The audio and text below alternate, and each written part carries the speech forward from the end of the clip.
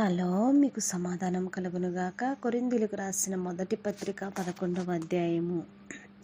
నేను క్రీస్తును పోలి నడుచుకొనుచున్న ప్రకారము మీరును నన్ను పోలి నడుచుకొనుడి.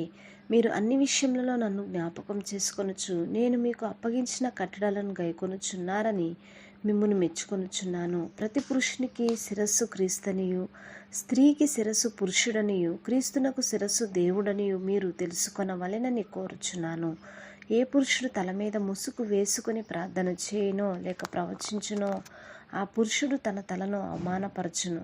ఏ స్త్రీ తల మీద ముసుగు వేసుకొనక ప్రార్థన చేయనో లేక ప్రవచించునో ఆ స్త్రీ తన తలను అవమానపరచును. ఎలయనగా అది ఆమెకు క్షౌరం చేయబడినట్టుగానే ఉండును. స్త్రీ ముసుగు వేసుకొనని ఎడల ఆమె తల వెంట్రుకలు కత్తిరించుకొనవలెను.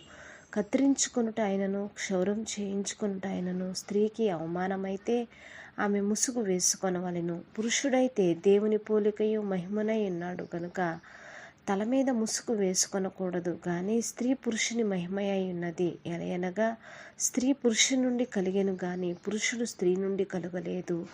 మరియు స్త్రీ పురుషుని కొరకే గాని పురుషుడు స్త్రీ కొరకు సృష్టింపబడలేదు. ఇందువలన దేవదూతలను బట్టి అధికార సూచన స్త్రీకి తల మీద ఉండవలెను. అయితే ప్రభువునందు స్త్రీకి వేరుగా పురుషుడు లేడు, పురుషునికి వేరుగా స్త్రీ లేదు. స్త్రీ పురుషుని నుండి ఎలాగూ కలిగెనో అలాగే పురుషుడు స్త్రీ మూలముగా కలిగెను గాని సమస్తమైనవి దేవుని మూలముగా కలిగి ఉన్నవి. మీలో మీరే ఎంచుకొనుడి. స్త్రీ ముసుగులేనిదై దేవుని ప్రార్థించుట తగునా? పురుషుడు తల వెంట్రుకలు పెంచుకొనుట అతనికి అవమానమని స్వభావ సిద్ధముగా మీకు తోచును గదా. స్త్రీకి తల వెంట్రుకలు పైట చెంగుగా ఇయ్యబడిను గనుక ఆమె తల వెంట్రుకలు పెంచుకొనుట ఆమెకు ఘనము. ఎవడైనను కలహప్రియుడుగా కనబడిన ఎడల మాలోనైనను దేవుని సంఘంలోనైనను ఇట్టి ఆచారం లేదని వాడు తెలుసుకొనవలెను. మీకు ఈ ఆజ్ఞను ఇచ్చుచున్నాను, మిమ్మును మెచ్చుకొనను. మీరు కూడి వచ్చుట ఎక్కువ కీడుకే గాని ఎక్కువ మేలుకు కాదు. మొదటి సంగతి ఏమనగా మీరు సంఘమందు కూడి ఉన్నప్పుడు మీలో కక్షలు కలవని వినుచున్నాను. కొంత మట్టుకు ఇది నిజమని నమ్ముచున్నాను. మీలో యోగ్యులైన వారెవరో కనబడినట్లు మీలో భిన్నాభిప్రాయములు ఉండక తప్పదు. మీరందరూ కూడి వచ్చుచుండగా మీరు ప్రభువు రాత్రి భోజనం చేయుట సాధ్యము కాదు. ఎలయనగా మీరు ఆ భోజనం చేయనప్పుడు ఒకనికంటే ఒకడు ముందుగా తన మట్టుకు తాను భోజనం చేయుచున్నాడు. ఇందువలన ఒకడు ఆకలిగొనును, మరి ఒకడు మత్తుడవును. ఇదేమి అన్నపానములు పుచ్చుకొనుటకు మీకు ఇండ్లు లేవా? దేవుని సంఘమును తిరస్కరించి పేదలను సిగ్గుపరచుదురా? మీతో ఏమి చెప్పుదును? దీనిని గూర్చి మిమ్మను మెచ్చుదునా? మెచ్చను. నేను మీకు అప్పగించిన దానిని ప్రభు వలన పొందితిని.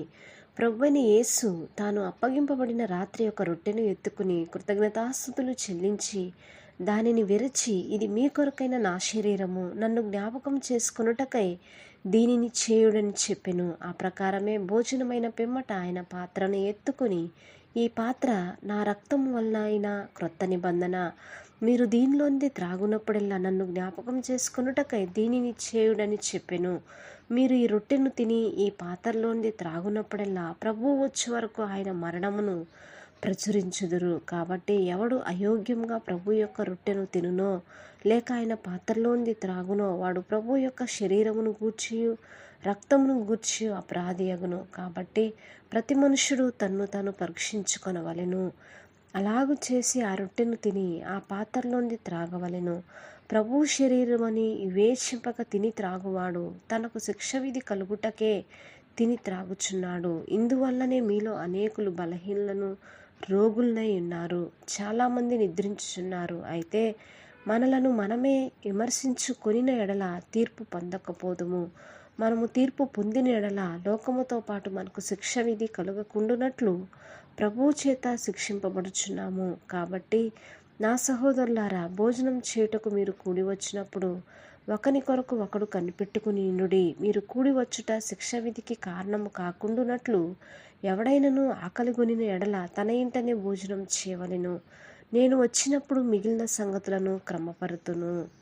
ఆమేన్. దేవుడు తన పరిశుద్ధమైన వాక్యాన్ని దీవించునుగాక.